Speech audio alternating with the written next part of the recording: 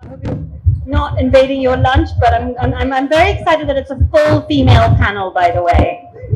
So round of applause, and one more round of applause because London Fashion Week recently turned 40, and Lakme Fashion Week turns 25 this year. So it's a milestone year for all these women here. So congratulations to you all. Caroline, London, 40 years old, always been known as the place of cool, where you spot the young talent. In fact, India's very own Hurry of the famous balloon pants made his debut there. How have you created this niche, or did it just happen? The positioning for London Fashion Week is very much attributable to our fashion colleges. I think there's a lot of alum in India that probably have been and studied at the fashion colleges in the UK. So whether that's Central St Martin's or London College of Fashion or Westminster or Kingston, Manchester, Newcastle, Glasgow, we've got 32 colleges actually in our Colleges Council network. So we have incredible educational system in the UK, and what tends to happen is, because we have such great creativity, when those MA shows happen, is that the press and buyers sit on the front row and are almost ready to snap them up before they've even written a business plan or registered their name. So the role of the British Fashion Council really is to come in and help support them through that period, which is why we have very established support systems, because we've been doing it for years, of really thinking about how we can support businesses in those very early stages and get them onto a solid, sustainable, both financial and environmentally sustainable platform to allow them to grow. You're right. Actually, on a side note, Gaurav J. Gupta, I think, is from Chelsea, who's here. So a lot of our designers have studied. Is Gaurav here? He's here, yeah. So New Gen I wanted to go on to, which is now 31 years old. I think that's really central, and maybe was an inspiration to India's Gen X too, which is a wonderful program. Do you want to just explain to us the importance of New Gen? So the importance of New Gen is really seen in the alum that came through, and last year was 30 years. So we've had a great opportunity to tell the stories of how New Gen came about. And back in 1993, there was a group of young designers, one of which was called Lee Alexander McQueen, who needed some financial support to show their collections to the international buyers at the Ritz Hotel in London. And so out of that, New Gen was created, and Gen support is really specific. And this is about enabling the designer business to show at London Fashion Week. So there are a number of slots that are dedicated to the New Gen designers. They get some financial support to allow them to be able to create the collections. They get access to a free venue that's all set up with backstage and everything else. And then there's a whole mentoring program now that goes around that to really help them figure out the kind of brand that they want to be. They're in the early stages. You know, it's thinking about price points, whether they want to be retail, direct to consumer, what that mix is going to be. But New Gen really has borne a whole program of support for us. And it really is sort of the place where talent starts. But we have programs including our fashion funds with Vogue and GQ. We have a fashion trust program that started in London, which is about helping designer businesses to grow. And that whole program is really about enabling sustainable growth for our young designer businesses. Neha, I know you've now been with the FDCI 20 years. Yes. 25 years ago is when it started. And it was very new business. How much was nurturing talent part of the job at the FDCI, and how did you manage that? So FDCI's foundational purpose was to nurture talent, right? And we came into being, our core exists only because we are here to foster and nurture the talent, not just, nurture in the sense spot talent, but also show them the way of doing business. So it's also about business of fashion. So it's a full journey that we try and show them, and it's by opening up global platforms, whether it's domestic market, and Fashion Week is a big example that we do, and there are so many other collaborations that we've done in the past, where people like Rahul Mishra, for that instance, has been able to do Paris is because we had people, from the Paris Fashion Council being invited here, pushed at that time, actually literally pushed to come to India. Cultural exchanges are very much a part of it. Absolutely, very much part of our So you mentioned Rahul Mishra, and he came out of the Gen Next program, correct? Can you tell us a little bit about this platform and why so much attention? It's the show that kicks off Lakme Fashion Week every year, and I think it's the show that gets the most attention. And how does Gen Next work, and how much was London Fashion Week an inspiration? We start the Fashion Week with the Gen Next. Yeah. So it is a very, very important showcase, and we take great pride in keeping that first slot for emerging talent. We have definitely seen some of the big names in the industry coming from this platform. We have Rahul Mishra, we have Masaba, we have a bunch of them. And this year, actually, we did a little meet and greet with all the Gen Next alumni, and it was such amazing energy because they got to engage with the fresh batch. And then the recent batches that just passed out. We had the industry, we had the media, we had the buyers. Like an alumni. It's like a little club, yes, right? Absolutely. And just to watch them exchange experiences and ideas on how do you scale, how do you position your brand, it was really, really important. And I'm sure that a lot of, unfortunately, I wasn't there when it was conceived, but I'm sure that a lot of inspiration did come from the New Gen program. And the program also, like Caroline mentioned, there's a lot of mentoring, there's a lot of buyer access, opening up to doors. We also do this thing called Gen Next on the road. So we essentially collaborate with multi-brand stores, and right after the showcase, we take them to different stores across Bombay, Delhi, and a bunch of other cities where we have some good multi-brand stores as well. One initiative that's really excited me, the British Fashion Council has been involved with, is the inaugural DII report. And some of the stats were just shocking. Just 9% of executive roles in the British industry are held by people of colour. It truly was a landmark fashion moment. Can you explain how putting this data together has helped? And would you like to see other apex bodies take this forward?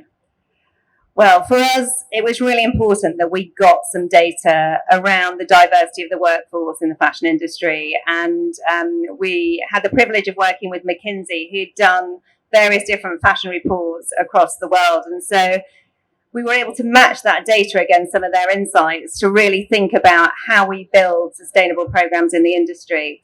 And yes, the statistics around the majority of power roles in the industry still being held by white men of a certain age, I don't think it's that shocking to those of us that work in the industry. But I think when you see it in a data format, it gives you something that the industry can really work towards to make sure that we are truly diverse.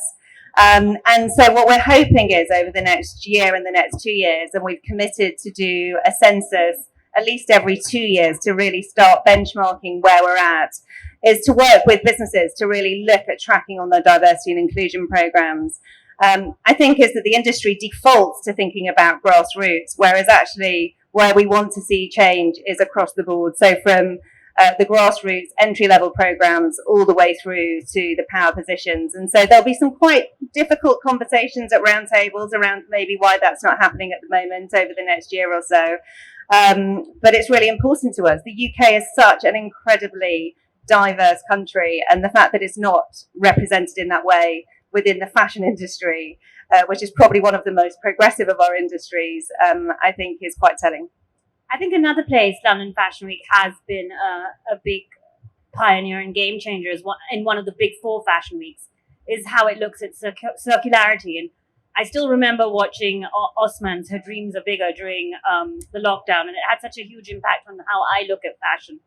Why do you think it's London that has driven it? Is it because perhaps it's less commercial than Paris and Milan, a more creative base? Well, I think in London, because we have so many young designers coming through, is you often see a real reflection of how society is changing through the catwalks in London. And so whether it is a reflection of challenges in society, you know, is that quite often our Fashion Week platform is used as a political platform. So it is no surprise, really, that the generation coming through are starting businesses that want to be more sustainable and are really thinking about challenging the way that the traditional industry is doing business. So we're seeing great innovation in terms of using recycled products, really thinking about using dead stock fabrics. We're seeing innovation in terms of new materials, and quite often our designers use as almost like R&D for some of these programs that are coming through. But they're very happy to do that because they're so eager to change the industry. And what I've loved seeing is designers like Christopher Rayburn or Priya Alawalia going into big businesses and challenging them the way that they're doing business that's having long-term effect. Darshana, you've been such a driver of the Circularity Design Challenge at Lakme, which recently went global. Perhaps to our delegation from the rest of the world, do you want to tell us a little bit about this challenge and how you're taking it global? So Circular Design Challenge is now in its 6th year, and we actually started off when we identified a gap. So there was always a conversation around sustainability, but circularity needed its own space, and there were a lot of innovators and designers doing incredible work. So the idea was to sort of give them a platform, discover talent, nurture them, give them a seed fund, give them an opportunity to come back to Fashion Week and showcase. And over the years, it's just become such a robust program and quite a cornerstone for the kind of work that we do in sustainability and circularity.